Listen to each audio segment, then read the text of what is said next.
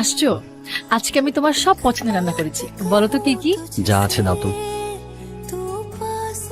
বলো না মাও যায় কিভাবে?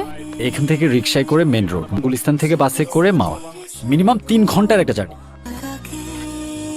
আমার কিছু টাকা লাগবে। ঠিক আছে। তুমি চিন্তা করো না, আমার কাছে কিছু টাকা আছে, আর বাকিটা আমি ওর থেকে যেভাবেই হোক নিচ্ছি। সবকিছু আমাদের প্ল্যান মতোই হবে। এই শোনো না, আমার কিছু টাকা লাগবে শপিং এর জন্য। পাঠিয়ে দিচ্ছি। তুমি এখানে? বাসায় চলো, তোমার সাথে কথা আছে। রাখো তোমার কথা। সারপ্রাইজ! Thank you.